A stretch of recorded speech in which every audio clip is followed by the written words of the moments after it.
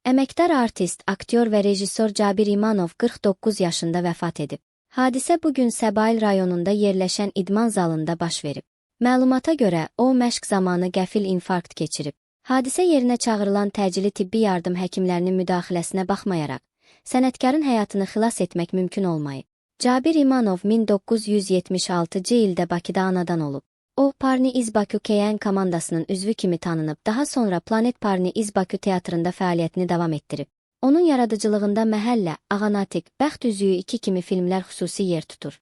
2015-ci ildə Azərbaycan Respublikasının əməkdar artisti fəxri adına, 2021-ci ildə isə tərəqqi medalına layiq görülüb. İmanov həmçinin Bijaba Hand Made in Azərbaycan brendinin yaradıcısı idi.